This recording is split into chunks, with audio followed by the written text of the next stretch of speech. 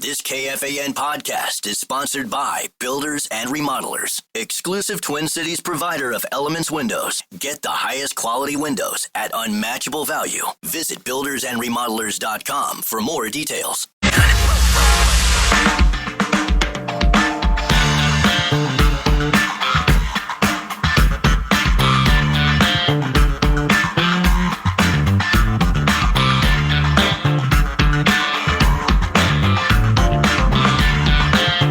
We expect Sean Salisbury to join us any minute. If he's a little bit behind schedule today, we might squeeze in a mini top 5 at 5. Lavelle is scheduled to join at 5:30 as well for tonight. Drive for 5 consecutive run play calls by KOC. I wonder what his record is in garbage time for consecutive run calls. What do you think it would be? Do you think he's ever called 3 consecutive runs? I'm guessing it has to have happened once. Yeah, it has to have happened. I'm not sure. I bet you it hasn't happened 4 straight. I bet he didn't like it. No, he They're definitely. not putting that video out. You're probably right. Should I text Shawnee just to remind him? I would, just in case? just say it's an unusual time. It is. It's Friday night. He's probably watching the Ryder Cup because I know he's been all over that on social media. Yeah, that's very, very true. We're going to need a Ryder Cup talk update. To him about that, yeah, maybe. I'm sure he's been watching. He's paying close attention to that.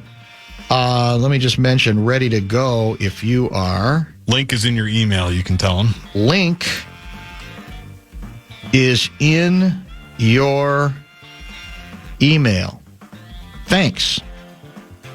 Let's see if we get a response. So I'm looking at Europe 5, USA 2. That's the current Ryder Cup count. Is that what you have? Yep, exactly. That's not very good. Not a very good first day, is it? No, the afternoon has gone a little bit better than the morning. Morning was disastrous. The morning was a complete rout. Yeah. How did the fan? Because I know the fans, because of the location, they were priding themselves on how rowdy they were going to be and how into it they were going to be. They thought they were going to top us, which is impossible. Right. We are the best Ryder Cup host in the history of Ryder Cup hosts. You know that, right? We all know that. But it had to affect the crowd a little bit, I guess. They had to be a little bit stunned about the way the thing went. So we'll get into a little bit more of that later and cover a lot of ground, including some Lynx talk with Lavelle Neal III at 5:30. I don't think he's out there. I don't think that my former newspaper sent a columnist out west. I don't believe. Guardsy's still trying to work out. Looks like he's trying to get our system linked up with Sean Salisbury to get that going as quickly as we can. And for our golf fans, aficionados out there, give me a text or two on what you have observed from today. If you have watched it either wall to wall or occasionally. The Bradshaw and Bryant KFAN text line, as always, is 64686. We always love hearing from the golf community. We don't spend a lot of time on golf on this program, but today, I think, and this weekend would certainly be the time to do exactly that, I would say, and we can get a little more detail about it. Also want to remind you that the Lynx Game 3 can be heard tonight on the Fan as well as they head to Phoenix. They're in Phoenix to take on the Mercury. Sean Salisbury, kind enough to join us today. Late entry today. We appreciate the time, as always, sir. And I was very envious and jealous to learn that you, well, first of all, congratulations are in order. Your son gets married in a nice spot, Kona. So you did kind of one of those whirlwind trips, get in, get out to the Hawaiian Islands, correct? Yeah, was there for about 5 nights, 6 days or so. Okay, that's not bad. Yeah, that's not bad. It wasn't like a weekend. So I left last week and then on Friday morning got in there. Didn't want to waste the day. Got in there midday with all the time change. And then got back, took the red eye and got back yesterday. So it was phenomenal. It's my first child married. I got a daughter that's engaged and my boy got married. And so it was phenomenal. Beautiful bride, great family. Excellent. And I'm so proud of him. So it was, and come on, it's Hawaii and the weather was perfect and it was spectacular. So I'm proud pops this week. And you mentioned golf and then come back. And Dan, I know your love for Hawaii and mine too. And I played a lot there during the day. And I don't miss a shot from Ryder Cup. If you told me now, Sean, what would you give up the job you're doing now for? It would be to go work for the Golf Channel. I'm dead serious. That's interesting. I follow it. It is my I have not missed a shot today. Even on my show this morning, we had it on TV. So when you were talking about your fans, I want to start a golf apparel business too. I've looked for about 2 years. I'm dead in a leisure apparel business. Sure. I have studied it and interviewed guys that run other companies. It's my passion now. And I've watched every shot. I watched the John Deere Classic every shot. So I'm a nut job. Even on NFL Sunday, this will be the main focus with the TVs. I'll tape the other stuff, but that's fascinating. I'm fanatic. So have you always been? Is this does this go way back? Your golf passion? Yeah, you know what? I didn't play till I got played a little with your buddies in college. I didn't play in high school. Then played some, and then I went through a decade with shoulder surgery. I didn't play at all. I didn't pick up clubs, and the frustration because you want to be good. Yeah, right. I'm not one of those guys that just enjoys a crappy ass round of golf. I mean, I love the seed, but I want to play well. And it was, one of those a volcano. It's you're supposed to be good at this. The ball doesn't move. And so the frustration, then I started taking lessons. About 2 years ago, I joined another course out here in Texas, and I've put time into it. Yeah. I've always loved watching it, but no more now than ever. I'm probably as obsessed and into it as I've ever been in my life. And that's true. And I don't miss a shot of the Ryder Cup. I'm so fired up about this, although we're getting our rear end handed to us a little bit. Hopefully they can salvage a point here on this last group. But yeah, I'm a fanatical golfer and fanatic when it comes to watching it and everything. To golf courses, old golf courses, golf apparel. It is. I'm more into it now than I am every other sport. That's fascinating. That is interesting. Yeah. Well, so you're. Let's stay with this a little bit before we get to football, because I listened to a little bit of it this morning. So I've had it on the screen, but I haven't really paid close attention to it. What stands out to you about why are we, at least at this point, seemingly behind the eight ball? What happened today? Well, and when people, I'm sure all these guys regard it's Ryder Cup. It just looks different and feels different. Absolutely. Because you're not just doing you and your caddy. You're talking about your whole family and the team. Your family meaning your country, and that the difference today is, I think the stars on the European team have reared their head. McIlroy's been clutch when necessary. Tommy Fleetwood's is automatic with an iron in his hand. He is one of the best iron players in the world, and he's been phenomenal. And John Rahm, Dan, when you get him starting out with foursomes, he's obviously long and great around the greens. He's made clutch putts. He just does not lose. So their stars have stepped up. And then with the U.S. team, Scotty Scheffler has not played well.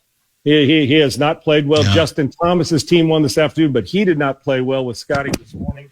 So it's a little bit of everything. And DeChambeau's had his ups and downs. So the stars have reared their head for the European team, and the Scotty Scheffler's yet to get it going. Too many easy missed putts for a guy who's the best player in the world, and he's 0-2 today in these foursomes and four ball. Rahm and Fleetwood are just automatic, hitting it close, and there's something about the Europeans and this kind of stuff. I think they love. Yeah, I think you're right.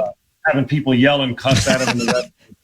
John Rahm and Tommy Fleetwood have been out of their mind, and a couple of the top-notch stars for the U.S. have missed putts and have not hit the ball as close as they normally would. Well, I will say, Gargi, how many years ago was the Ryder Cup here now? It was in 2016. 2016, and, Gargi and I worked together a long time, and I think we both enjoy, and I'm not a huge golf guy at all. Gargi's kind of casual golf guy as well. Yep.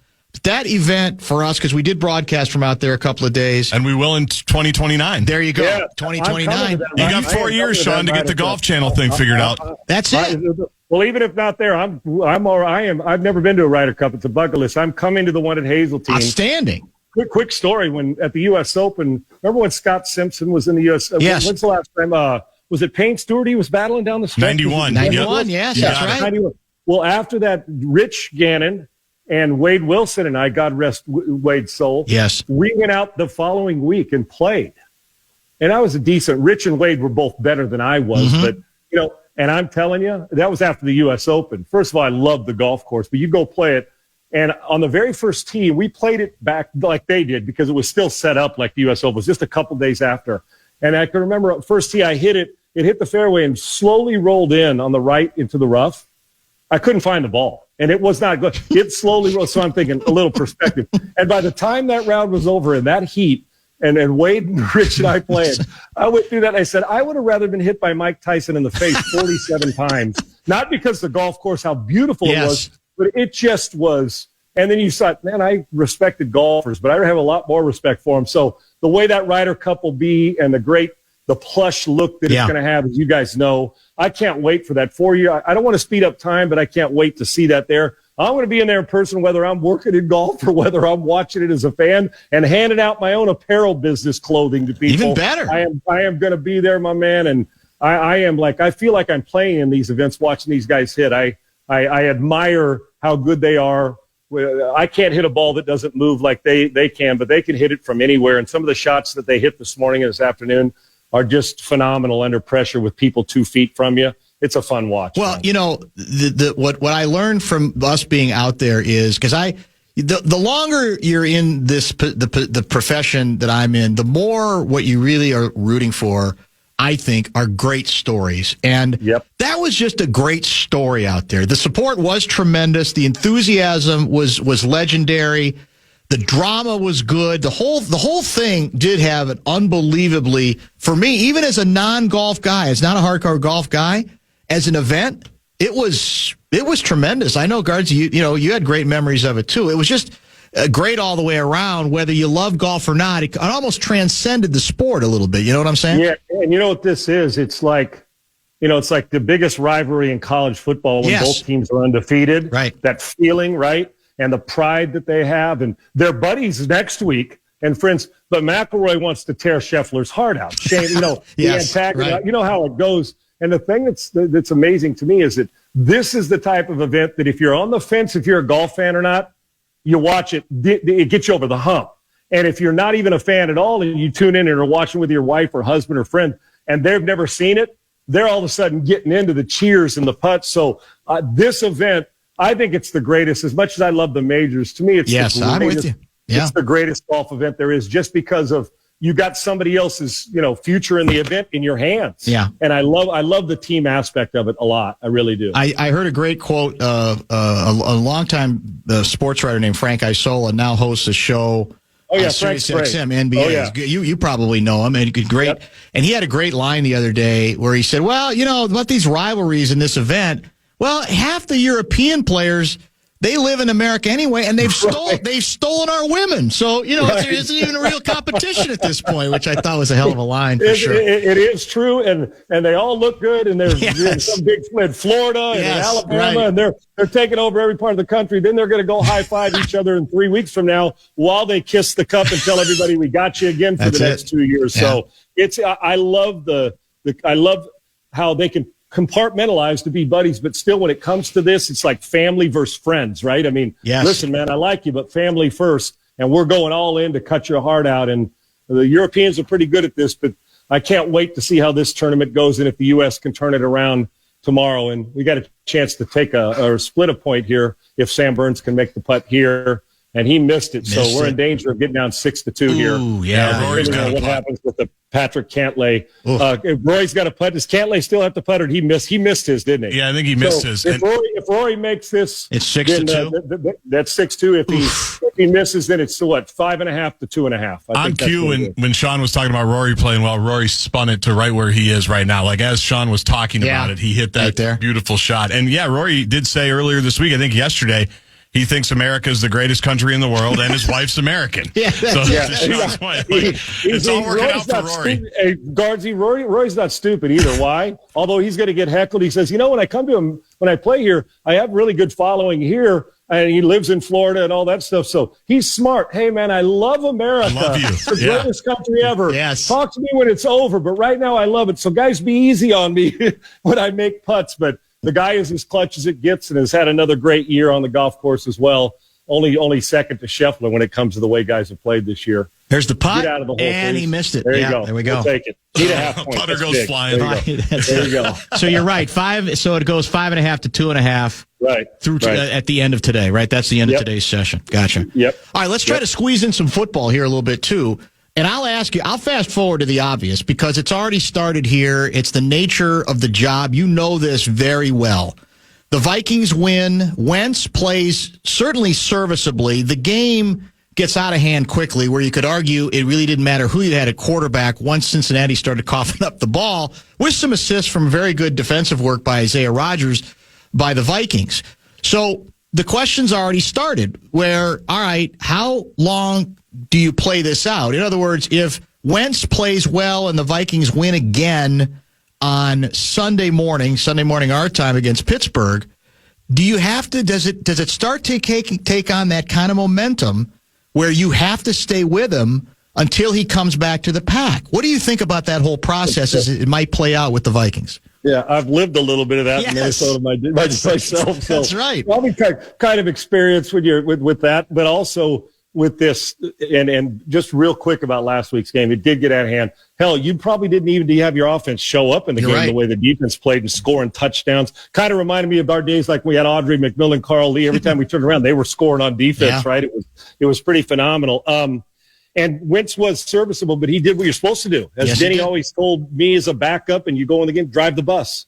That's what he'd always say, drive the bus, meaning get us home safely, and everybody will take care. You don't have to speed the bus around, just drive the bus and make sure you get everybody, the school kids, home safely. And I thought it was a really great way to go into it. He didn't say don't lose. You know how somebody play it safe, don't lose it. He never said that. Be aggressive, just drive the bus and get us home. And I took that to heart a lot, and I still use that with my quarterbacks or with anybody that asks, what do you do when you come in as a backup? Drive the bus, man. And Wentz did. In truth, he needed it for his confidence and career, and he didn't turn it over and threw a couple touchdowns. Here's what I think. I've mulled this over all week, even at the wedding, thinking, okay, when I go on, but when I'm watching Minnesota and with the McCarthy, coming off the injury and then playing good in the fourth quarter and then not so good the next one and getting hurt. Remember, though, the commitment Kevin made to him to let Darnold and the group go. I mean, this was a guy who hadn't taken a snap. You had a Pro Bowl quarterback on your roster. That's true. And you let him go, and it wasn't for 50-some million. It's in the 30s, right? When Sam left to Seattle. So you're talking about extremely committed to that. Now they've won what? One game with Wentz. Is that correct? That's it. Right? Just one. So one game, and you're going to go in and you're playing Pittsburgh, which, quite frankly, their defense is awful this year, unlike the normal Steelers teams we've been used to over the years. Their leading rusher is a little over 100 yards. They haven't thrown. Aaron hasn't even hit 600 yards rushing. Their leading receiver, I think, is like 11 catches. They're not overly explosive offense, and they're defensively down, so you can move the ball on them. With that said, my gut tells me, you're going to play it out, but when McCarthy's healthy, Dan, I think he plays him just from. If you're not going to play him, then why would you have let Sam go in the first place? Yeah, does that make sense to you? No, that does. That's fair. You can let him learn from there. So if you're right back to where you started. Now, listen, Wentz keeps doing this and plays well. From the quarterback standpoint, when people say you can't lose your job to getting hurt, well, yeah, you can. Ask Trent Green and Kurt Warner. We can go through the list of that. You can have that can happen on a regular basis. So I think I'm trying to temper it and say, okay, how does he do the next week, and if there's another week, and if they're 3-0 and he's part of the reason they're winning, and meaning a big part, then I would keep him as a coach. I just roll it out. McCarthy's got a great future ahead of him. It's not like you're hurting his feelings. His fragility will be fine. Yep. I think for Carson Wentz, I would ride it out, but keep in mind though, the commitment they made in the offseason was unequivocal. They went all in. So if they go 2-0 or 3-0 without him, my gut would say if he's healthy, you're going to run him back in there. But I would have no problem saying, JJ, hang in. It's going to be okay. Let Carson Wentz play it out and who knows, you might get that fire that Wentz had when he was in Philadelphia and feeling it. So I think you play game to game, but my gut would tell me that he still will tell you it's J.J. McCarthy's team. That would be my gut. That's good. That's very solid logic and reasoning for sure, and that's what makes this complicated. Here's my only X factor, and this is where the head coach has to be honest with himself. Amen. Because he knows this a lot better at a much obviously higher level than I am just watching as a casual, well, more than casual, but still, an observer. He's in the room. He's breaking this stuff down, all 22, et cetera. If the head coach says, you know what, I miscalculated a little. Not that I think long-term he can't be our guy. But, man, you know what? He's not as ready as I thought he would be for this. And I saw some signs of that in that game against Atlanta. And I got to reevaluate, and that makes it more likely that I might hang with Wentz if it's going good a little more than I thought, even if I am, as you say, going back on the decision we made, which was we said no to Darnold, we said no to Rodgers, we said no to Daniel Jones. Yes. Right? All three of those. Yes. That's, to me, the X factor. If internally when they're being honest, they go, no, he's a little more overwhelmed than I thought, and therefore maybe we have to consider, if Wentz plays well, of playing it out a little bit longer. And doesn't turn it over and feels like he's in command. I'm with you 100%. For me, I'm not even making the decision now. I am going to let it play out. I'm just going by their thought process of that major commitment. But you know what? I can go back on that. You know what? We got a guy under a rookie contract. He's not going anywhere. And with all the injury last year that he missed the whole season, and now already 3 games in, he's hurt. So that slows the process of the learning curve that goes with seeing coverage, all that. And Wentz has seen it all, good, bad, and in between. Yeah. So, yes, and if he's momentum, because remember, your obligation is not to J.J. McCarthy. Your obligation is to a football team and a franchise and an organization first. And you're doing your players a disservice if you say, well, this guy gives us the best chance to win, but I made a commitment here. Those things happen, and J.J. McCarthy is their future, and he may very well be their present. But, slows the process down, hasn't been able to get the work on the practice field because of the injury you want. So if Wentz rolls through and they win this one, and then they go and they're 3 straight, and in a division after you watch the way Detroit's played the last couple of weeks, Chicago looks better, and we know Green Bay's offense is going to be better than what they did against that great Cleveland defense. So with that in mind, I am 100% with you. And having been in this situation, if I'm thinking, well, I'm Carson Wentz. Hell, if I'm 3-0, 4-0, are you going back to the guy? Right. You know what I'm saying? And Wade Wilson and Rich Gannon, J.J. McCarthy is not just yet. Those guys are both good players. So I would understand if they would have went back to those guys right away, which they eventually did. But for my money, I am with you 100% that you got to go with what's best for the franchise. If they go and say, listen, it's okay to admit that maybe we got to slow it down a little bit without having to force feed something that 5 weeks from now may be better, or 5 months from now may be better. So I'm with you. I got to play the guy, and sometimes we say this, but it doesn't come true, Dan, is if I'm a coach, I got to play my best 11. Not who's the most talented or who gives me the best chance 3 years from now. McCarthy ain't going anywhere. I got to, and I'm not worried about, like I said, his confidence will be fine. I need to play the guy who gives me the best chance to win in a tough division, in a tough NFL, against some tough defenses. And if Wentz does this and he's a reason why that they feel like they can expand the offense, you got to play him. The question is, will they? And Kevin will make the right decision, but you're right. You commit to the guy for that time, and if it's, and if Wentz goes 2 weeks where he doesn't play well, you can always go back to exactly. JJ. Then it's easy. And I think and Dan, I'm going to say something that may not be popular, but I also think that if he was playing well, the fragility of Carson Wentz may be a little more fragile. I think McCarthy still realized, man, I got a lot to learn. Yep. Carson's seen it all. So if he's going good, why not ride it? Why not ride it? And you may get one of those where it's the Teddy Bridgewater 5-0 in New Orleans, or we've seen him in Minnesota, or that role where it's like, damn, we've won 6 in a row. This is pretty cool. And Carson's playing error-free football, which is the key. Not to be spectacular, don't get us beat, and then make the plays when they're there. Maybe it's just what they need, but the great thing is you don't have to make the decision. The decision may very well be made for you in the next 2 or 3 weeks is what I'm going to play it out for. That's the way I look at it, is that as hard as it is for the McCarthy fans to hear this, these things tend to take care of themselves, I think, one way or the other. And Wentz may come right back to the pack. It's interesting because I was talking this week about a couple things you told us last week regarding when you have had over the years conversations with insiders, talking about with teams that I think you said even that Wentz has played on, regarding the question of whether it burned inside of him.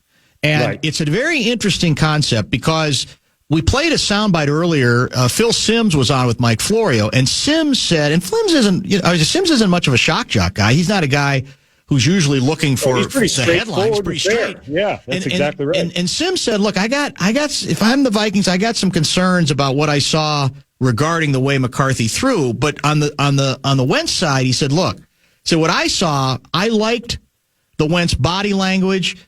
It's the first time I've watched him play, and it seemed like he was enjoying himself in a way that we haven't seen in a long time. Now, again, he's in his Barca. He's a long way from there. We can all oversimplify those things. But I thought it was an interesting comment from Simms, and I don't know if it's something that can grow. Again, it was an easy game to feel good about yourself because, as you said, it was a laugher. It'll be tougher in a tougher game. That's when we'll find out a little bit more about how much Wentz is enjoying himself. But I thought it was an interesting point in the wake of what you had told us you had heard. And being the fact that Phil and I haven't even talked about that. He saw something different in enjoyment. Right. And then do you love the game? And they go hand in hand. You know that passion and enjoyment, they go hand in hand. When you're passionate about something, you love to do it regardless of what else is going on. And maybe, just maybe, talking about that, maybe a game like last week where you didn't have to do much but gets going, that he starts to feel, man, I'm on the best team I've been on since Philadelphia. I feel really good about this. And you're right. Like you said, they usually do. In my case, you did it a couple games, couldn't sustain it for 15 games, and you bring back the great Rich Gannon or Wade, and Rich goes on and plays great and gets to some playoffs or goes and wins an MVP in the Raiders. Yeah, those things work. So, you know what? And fortunate you could go back to when I got it, and go back to a great player like Rich Gannon, who was spectacular and just continued, who was a better football player. So in this case, regardless of our love for J.J. McCarthy's talent, Carson Wentz has seen it, been there. Maybe, just maybe, it is the turnaround of him saying, you know what? I've got great perspective now. It's a little different. This feels good. And when it feels good, things go better for you. But like I said, it'll take care of itself. He'll either play his way into it and make it a hard decision, which I'm sure he wants to do on Kevin O'Connell, which is what a backup is supposed to. Sure. Make it as difficult as you can on the coach to get you out of the lineup.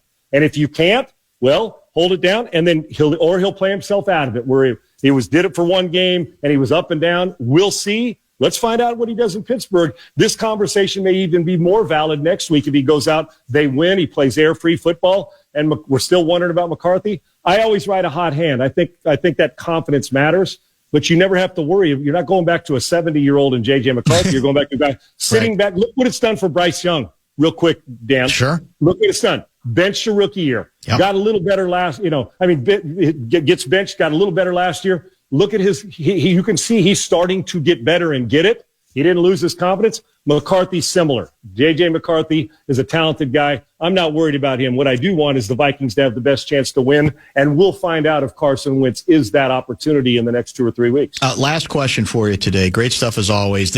I think there are two catch-22s here that factor into this, both relating to J.J. McCarthy. One of the catch-22s is if you come to the conclusion that, man, he's got a chance to be really good, but he needs to play. He needs to play a lot. And you say, well, he can't get to that place without playing. That's part of the problem about sitting him longer as the season goes on. The other catch-22 is you can argue you've built a team that thinks it's ready to make kind of a move right now, but you got a quarterback who's very promising, but might not be ready, to sort of steer the ship immediately. That's always been kind of, to me, the central contradiction. Now, maybe they believed and still believe that they can get enough out of him where he can be part of the solution this season. But to me, that's part of what makes this funky and makes Wentz not a ridiculous option if he plays reasonably well. No doubt. And Dan, this may sound insensitive, but if you're Kevin sitting in with your staff and you're sitting at the table and you got a guy in his second year in the league and you guy who's been a veteran and been around and seen it, and you're sitting in there, it's a real simple question to me. While you're exactly right, slowing the process of not giving, he's got to play to get experience. But you know what? Not at the expense if it's going to be to lose games. I'm not saying McCarthy will, but there's that if you're questioning it. Yes. If you sit in there and you talk to your staff like you would anybody when you're making big decisions and say, real simple, it's a simple question. Who gives us the best chance to win right now? And if the answer is Carson Wentz, you got to play him, because this team isn't set up just to want to get to January. No. This team's set up because they believe they can get to February. And it's simple. So in week 4 or week 6, who gives us the best chance to do this and win? And if the answer is Carson Wentz in that room and in Kevin O'Connell's mind, then you just got to, JJ's going to I hate to say it, you just have to deal with it. It's not a fun position unless you're winning and starting. It's a hard position playing quarterback. And you know what? It's fragile for some. But you have to make the decision based on your team, and you got to make it on the old cliche. We always say, who gives them the best chance to win? If you in that room decide that Carson Wentz does, then you can't worry about J.J. McCarthy right now. At some way, he'll get his experience, and he'll play his way into it. But now you got to ride what gives you the best chance, and if Wentz is that guy, then you got to make the decision. And I think J.J. McCarthy is going to be a hell of a player. Right now, if that's not the answer, who gives you the best chance to win this division and get to February? If it's a long-term answer in 2025, you have to make that decision. And if it's J.J. McCarthy, then ride with the young fella and let's see how it works out. Outstanding dialogue, my friend. We appreciate the flexibility on your schedule, still getting us in, getting you in with us this week. and enjoy the golf and everything else. We'll talk next week. Thank you. I wouldn't miss it. I appreciate you guys. Thanks. Appreciate it. That is the great Sean Salisbury helping us out, as very few can. Let's get a quick bottom of the hour break. And then how about a little Lavelle Neal III? He's next.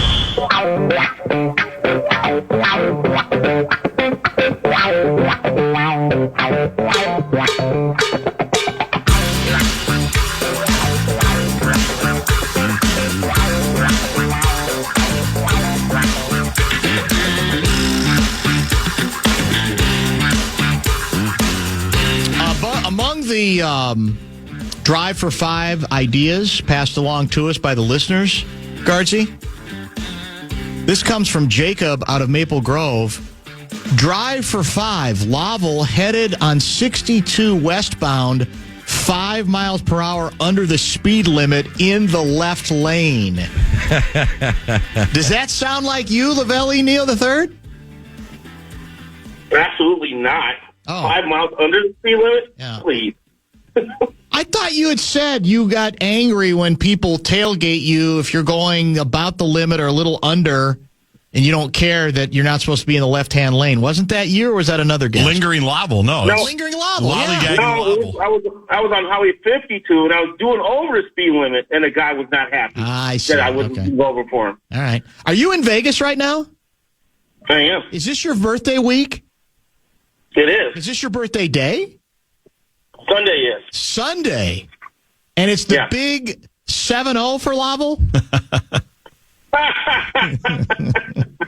Maybe 7-0 in terms of number of drinks I'm going to have this weekend. Well, but yeah, or cigars. I'm turning 60. This is the big 6-0. Happy birthday, happy Lobs. birthday ahead of We love Sunday. you, When did you get to Vegas, and how decadent has it been thus far? We got here at about 4:30 Vegas time yesterday, my brother and I. And AM or PM? We PM. Oh, okay. Just want to clarify. And we got to the room, got the room organized. Made a liquor run so I could have some beverages in the room, and then went down and I think we watched sports, and then we went to dinner. We had a great dinner. Where'd you go? I was telling Gardner that there's an Italian restaurant here called Caramella nice. at Planet Hollywood, and I had the stuffed chicken parm. It was great. That sounds good. And my buddy he let me taste it, and it was fantastic. He had like this pasta that I'd never seen before. It was like long and wavy, with ridges in it, with blue crab, with a light wine type of. That sounds sauce. Delightful. It was awesome, absolutely awesome. Oh, and so from there, we just went to there's a bar in the middle of Planet Hollywood. It used to be called the Heart Bar until the pool in the 6th floor flooded and destroyed the bar. Now it's been remade into the Glass Bar. Right. And we sat there, enjoyed each other's company, about 5 of us, 6 of us, enjoyed each other's company, smoked a couple of cigars, told some funny stories, laughed, people watched. It was great. And then at the end of the day, when everybody else got tired, I went and played a little blackjack. There you go. What do you got on tap for tonight? Have you determined that yet? I'm going down, as soon as I get off the phone here, I'm going down to the sports book to see if I can hit a parlay or two. Ooh. Haven't come up with dinner plans yet. Almost the entire group is almost here. There's 12 of us supposed to be here. My sister's in the air right now, headed to Vegas, so it's going to be a dozen of us. And I don't know if we got a grand dinner plan tomorrow at Joe's. So today may be more of a lay low situation. Maybe just grab a slice of pizza or a sandwich, whatever. But there'll be cigars in the evening and probably some more blackjack playing. So, but get ready for tomorrow. Tomorrow's going to be a hilarious day. Getting up early to watch college football, watch Illinois try to recover after that butt whooping at the hands of the Hoosiers against USC. Watching the Gophers in the Athan Kaliakmanis revenge game, part 2, against Rutgers. And then there's blackjack and craps. Someone wants me to play craps tomorrow, which I've never played. So I'm a little nervous about that. But you only live once, Lavelle. And then, but the dinner tomorrow is like the grand moment where everybody's together. I probably got to make a speech. Nice. And and just celebrate my survival to 60. I'm glad you're doing it right. A texter wants to know which number is higher, your age or the number of Indiana points against the Illini. My age, fortunately. What's the final score? What, 52? No, it was 63. You can't even remember. That's how much it hurts you. 63, Lavelle, to 10. I took that picture that I sent you guys. That was a great. Right while they were scoring the final point. Who took that photo? The thing that disturbed me about that game was how Indiana looked more athletic and fast than Illinois. That really stood out to me, and so that's troubling going forward as Big Ten season starts. Who took that photo? The photo you sent me was a piece of art. It was brilliantly staged. I don't know if you know how well staged that photo was. It was one of the servers there. Can you take a picture of me? I got to send it. I got to send it to some people. It was. I mean, the composition in that photo was like it's like a work of art. I had all the important elements. The Illini gear was prevalent. My disappointment was evident. Yes, tremendous. The cigar and bourbon was present. Yes. It had everything. Lavelle bingo. That's true. All right, let's do this. Let's get caught up. We need to get one quick break in, Lavelle. We'll come back.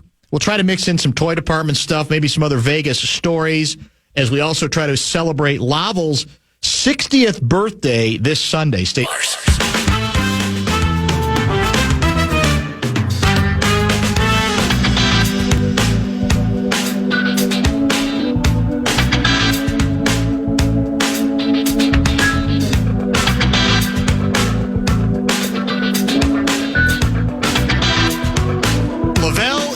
Neal III back with us for episode 2 of today's visit.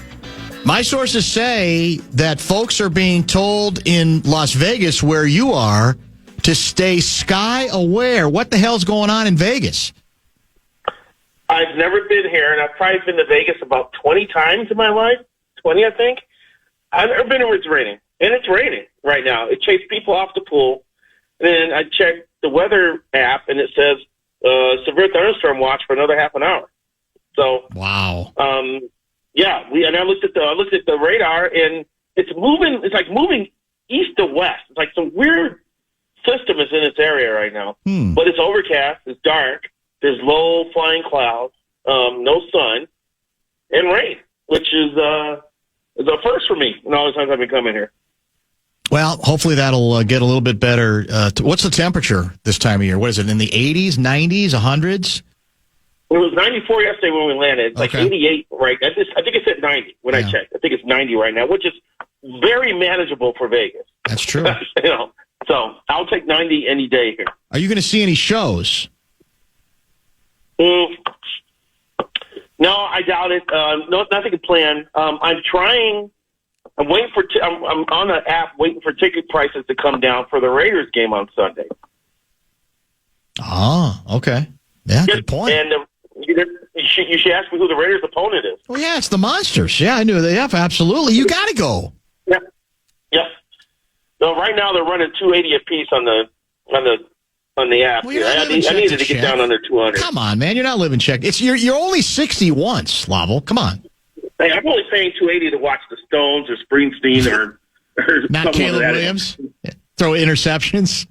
Although he doesn't really throw interceptions. He maybe pass the hat at your birthday party tomorrow. Oh yeah, get 12 some help. People. That's maybe true. That could be your present. That could be. Maybe if I show up forlorn and sad at the dinner. Oh, I really want to go to the Bears game against the Raiders. Maybe they'll show mercy on me and pass the hat around and give me a very nice present. Let me ask you this toy department question. Are there any last rites you want to offer up to us on your beloved Minnesota Twins as the season mercifully finally comes to an end? It's hard to do last rites because you don't know if they're totally if this thing's going to get worse during the off season. It's because I'm still worried that we haven't gotten any indication of what their plans are for the off season, and I'm worried that the possibility of trading Pablo Lopez and old Joe Ryan is still out there. My sources have told me that there's still some cost-cutting moves they're going to make across the organization, some other departments than just the scouting department. So this just sounds troubling to me that they decide to tear things down, and they may tear it down to the studs. So hopefully there'll be access after the end of the regular season, and we get some clarity on what the team's approach is going to be. Because I think the players are wondering too. I mean, Royce Lewis talked about wondering about if he's going to be traded during the offseason, which I don't know. Royce really has his trade value is that great right now. But Buxton has complained about possibly going through a third rebuilding program, which may encourage him to waive his no trade in the right situation. Pablo Lopez complaining about the culture needing to be changed, and you got Joe Ryan, lamenting, talking about, at the All-Star break about maybe I am getting traded and sounding open to it, and they're complaining about how they let Sonny Gray go. And, you got the guys, the leaders in that clubhouse now turning up the temperature on some things. And if that's the case, I don't know if the Polak family understands when that happens that they need to pay attention to that stuff. And maybe they already made a decision and don't care about what's coming out of the clubhouse. And which, at the end of all this is the fans that, bleep rolls downhill, and the fans are standing at the bottom of the hill right now for all the stuff that the Twins are doing. Yeah, hard to argue with any of that. By the way, I'm not good in geography. How far are you from Phoenix? That's a good question. I'm guessing, because I was in the sportsbook last night. You still there? Yeah, I was in the sportsbook last night watching some of the Seattle-Arizona game, and there are a lot of Cardinals fans watching the game who ended up being disappointed because of Sam Darnold's greatness in the fourth quarter, bringing the Seahawks back from what it looked like to be dead. Yeah. So I'm guessing you could probably get to Phoenix from Vegas, a 2-3 hour drive maybe? No, Garza just looked it up. It's more like 5. On that one, I'm not really sure. I'm just throwing darts at that.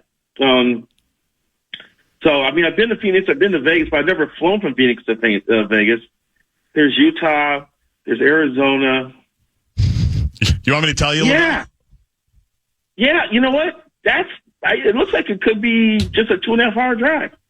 No. Well, not according to Google. By the way, we're still here, by the way. It felt like you forgot you were with us for a minute. I've got 4 hours and 46 minutes.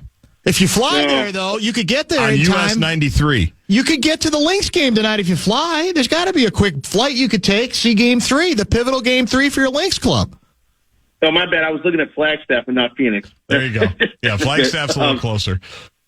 Oh, I see where you're getting at. Yeah, this is a big game, and I'm a little nervous for the Lynx just because one of the issues is that they're down to a 7-person rotation with Carrington being out, and I think that matters because now you're bringing in Kulikova off the bench, and she doesn't play a lot, and she doesn't have the defensive versatility that Carrington has. I think that it's going to be a factor. During that second half collapse in Game 2. Phoenix started getting open shots. The Lynx weren't rotating properly. Space on the floor was wrong. And that's in addition to the self-inflicted damage. Bridget Carlton should have called a timeout. Cheryl Reeves should have had him foul with 20 seconds left. Those things didn't happen. But I saw Phoenix step up the intensity, got open looks, buried their shots, got momentum. They're going to be a problem going forward. And I think the loss of Carrington's bigger than people think. Yeah, it's a huge game tonight. Who do you have? Vikings, the Dublin game right here on the Fan pregame show, 6:30 a.m. Vikings or Steelers? Well, I think the practice report came out a few hours ago, right? I see Van Ginkel is out. He is out. That is correct. That's confirmed. That's concerning.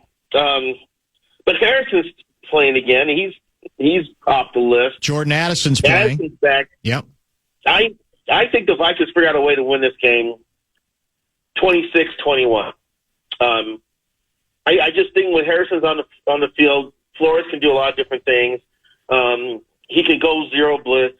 He can have Harrison run up at the line of scrimmage like he's going to blitz and then back off at the last second after the quarterback, changes the play. I think he can do more things having that extra coach on the field that Harrison Smith technically is at this stage of his career. So I'm not afraid of the Steelers' running game. And I think one of the running backs is out for the year, right? Didn't which one get hurt last week? I think he's out for the rest of the season. They can't run. So no, they haven't been able to run. Yeah. No. Then it's up to Aaron Rodgers to throw them into victory, and I just don't think at this stage of his career against this porous defense, it's going to happen. So I like the Vikings to win. So I would take the Vikings. And are they favored by 2.5? Is that right? Correct. That's right. I'll take the Vikings to cover, baby. Well, put some money on that tonight. Actually, I'm in a position to put my money where my mouth is. That's exactly it. I might text you later. I might want you to place a couple of bets for me. By the way, I got no problems with that. Okay. Dry Heat guy, our number one Vegas expert, he is Vegas guy. Tell Lavelle that it's monsoon season, and monsoon storms are different than the storms east of the Rockies, including in Vegas. So there you have it. I've been in Arizona during a monsoon. It is ridiculous how hard and how heavy the rain comes down in a monsoon, and the next day there's no sign of any water anywhere. It just dries up.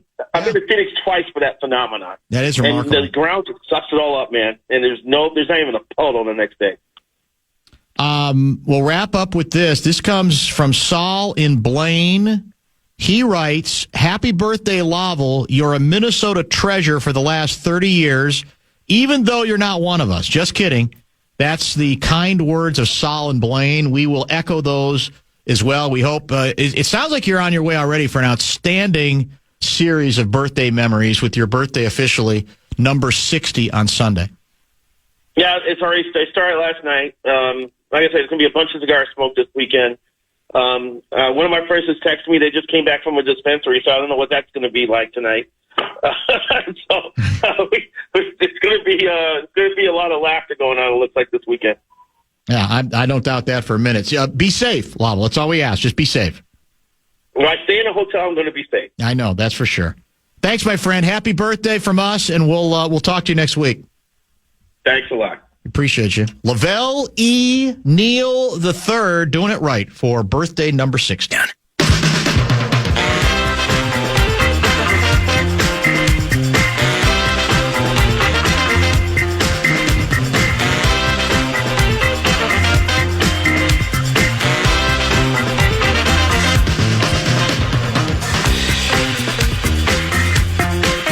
Here's your toss-up football question to wrap up our final 30 minutes of today's session of the Bumper to Bumper program. A very busy show that has included visits with Ben Gessling across the pond, picks with Gerb Schmidt, Don Bentley on his new Mitch Rapp novel that's officially coming out on Tuesday, Sean Salisbury, and Lavelle E. Neal III. I guess I could have asked Sean this question.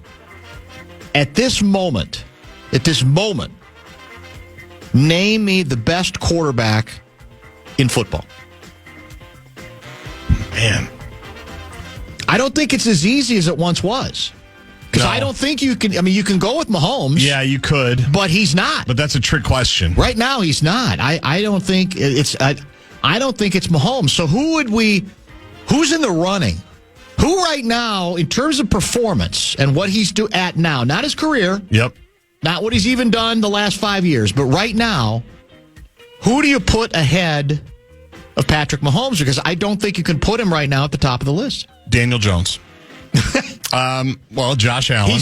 Daniel Jones is playing as well as anybody. Yes, but that's you're why I right. brought him up. Yes, right. I mean, let's be honest about this. Daniel Jones is playing better than J.J. McCarthy has so far. Yeah. Sam Darnold is playing better than J.J. McCarthy has thus far. Yep. And Aaron Rodgers has played better, even though he's not been great. He had the first game where he threw 4 touchdown passes, has kind of come back to the pack, but I still think he's playing at a higher level. Now, I'm not putting any of those literally at the top of the list. How'd Kirk play in relief last week? Can we put him ahead of JJ? Because he had to go in. Well, on my survey, I did. That's probably a little bit cheap. But so is it Lamar? Is it Josh Allen? I think you've named the two. I think as much as Herbert's got to prove it in the postseason, I think you've done a good job. I think it's got to be right now Lamar and or Josh Allen, doesn't it? Yeah, you know the thing about Lamar that stood out to me again was that Monday night when they played? He got sacked 11 times, but he only threw like 3 incompletions. But it's because, and they pointed this out, he only averages a half throwaway a game. Yeah, right. Because he thinks he can get out of everything. That's true. Right? Which is a great skill to have. But as I kept watching that game, and I get it, you're Lamar Jackson, and part of it is I'm elusive, and you think you can sack me, and you don't, and then I gash you for a big play. But is 11 the actual number? Because it certainly felt like that, right, of sacks, because he just holds on to it and tries to get out, and he couldn't get out of anything.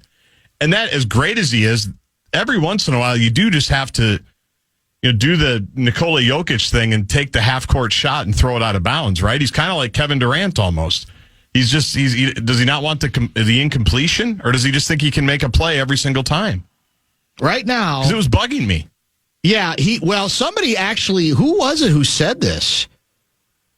I think a pretty significant, credible analyst wondered out loud.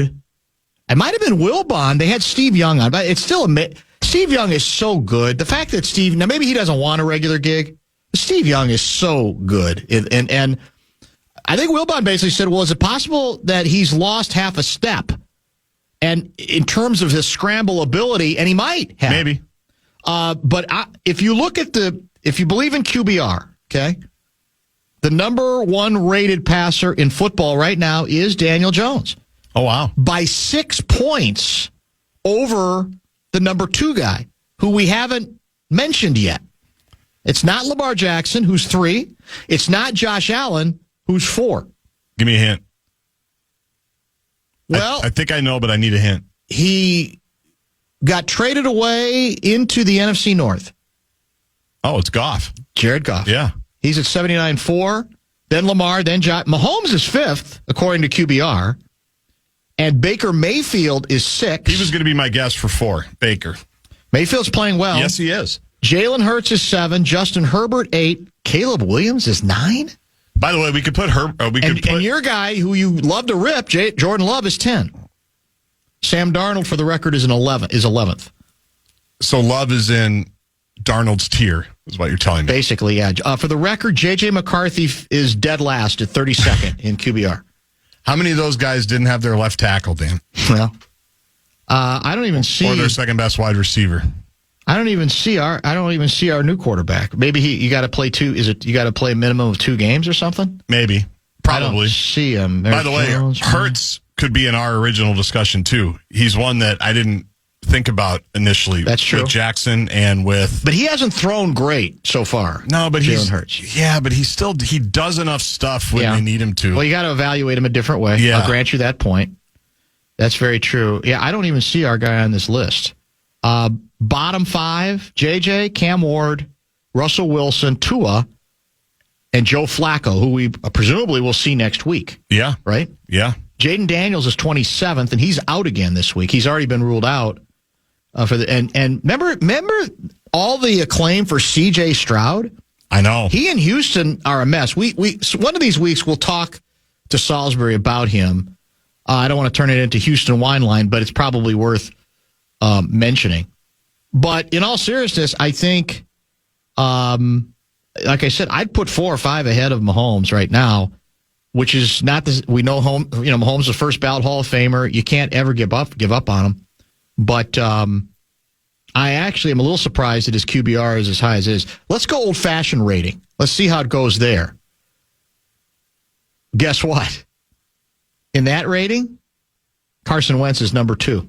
Really? Yeah. Now, apparently, they must not have a minimum in the regular rating, but they must have unless I missed it in the QB, unless it's like 120? He is 129.8. Yeah. Oh, here's why.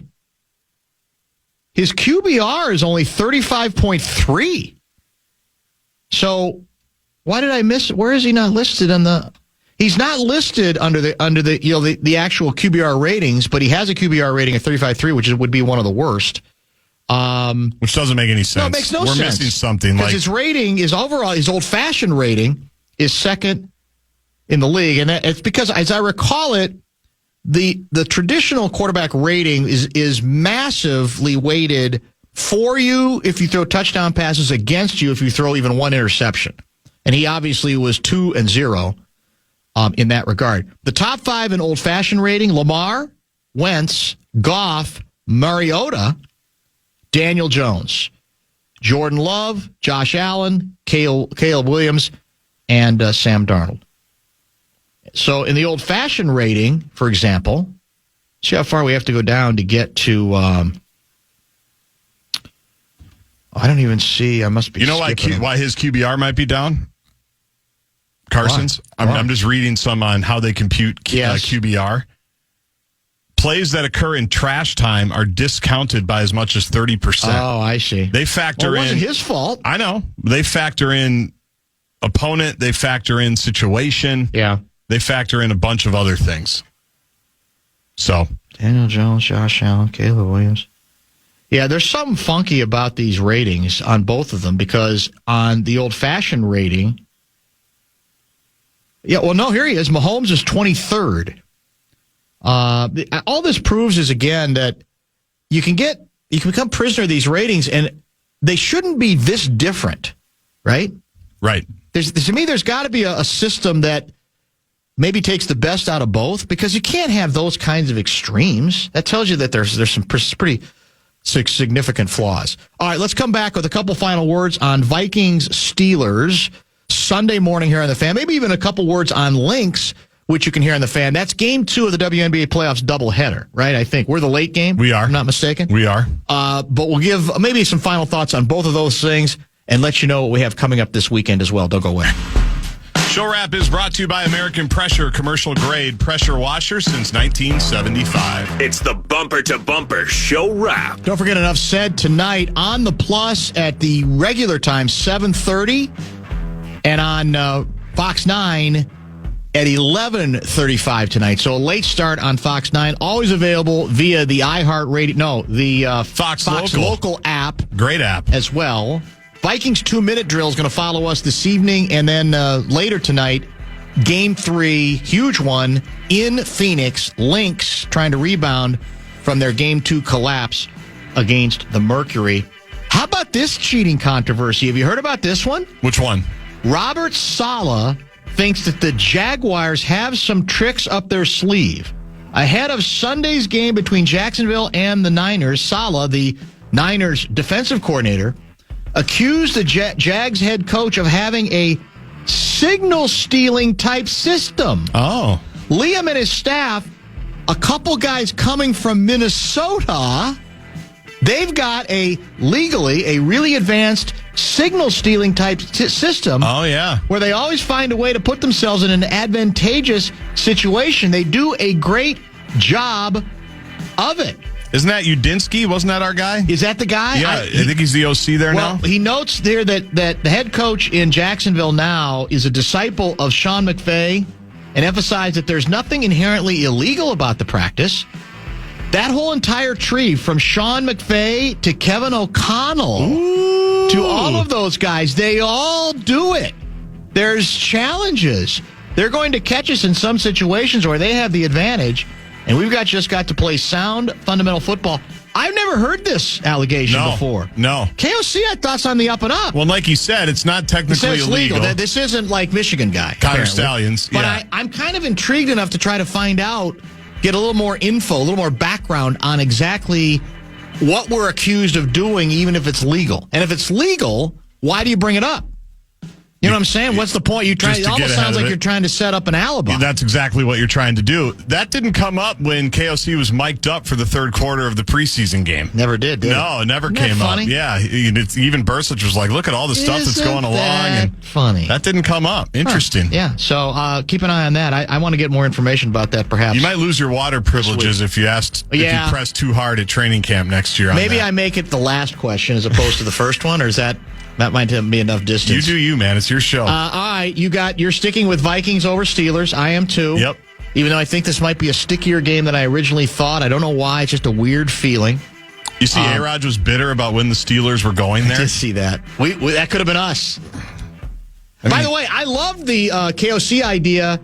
We get off the plane. We ain't going to the hotel. We're going to practice, boys and girls. Yep. I think that's smart. Get yourself to the end of the night. Yep. Be even more exhausted, but I think that's a really good strategy. You are a guy who has dealt with more jet lag than me in your international travels, so I will trust your opinion. I am 100% behind on that for sure. Lynx, Phoenix tonight. Who you got and why? The Lynx bounce back. I think they do. They bounce back. They have to. I think they have to. They got to wake up a little bit. I'll be shocked if they're not like right on it, like pit bulls from the start of the game. That's what they need to do. To me, they've got to, now you could say, well, you got to just sort of have to get past the adrenaline stage for Phoenix. And if it's a tie game, then you take over. I'd like to see them take over from the beginning of the game and immediately answer what has to still be. I mean, that's still got to be a bad taste. That's such a bad way for a championship pedigree team to lose. That's for sure. Did you see, by the way? Let me see if I can find it here on the fly. I should have mentioned it earlier because that's the music. Let me get to my profile. I have to find the tweet from earlier today. Enjoyed the interview. Lovely plate of fish and chips. What a picture. Here we go. The Liberty GM. They got rid of their coach. Yeah, I saw this. And the New York Post story, God bless Jonathan Kolb, the Liberty GM. Guess what he's emphasizing as they move forward? The need to, quote, evolve, innovate, and adapt. Honestly. That's all it takes to be a GM these days. I know. You could have that job. I know. You could spout that nonsense as good as anybody. Really well. Really, really well. Really well. Evolve. What did I say? Innovate. And I don't remember the third one. Doesn't matter. Thank you for watching. Take your pick. Thank you. There's so many. But make sure, by the way, not incorporate. What is it? Collaborate. Collaborate. That's also very important. Get aligned. Enjoy the evening. No sermons this week because of the Vikings. Gophers tomorrow morning with Guardsy on the sidelines. We'll talk to you at 3 o'clock on Monday.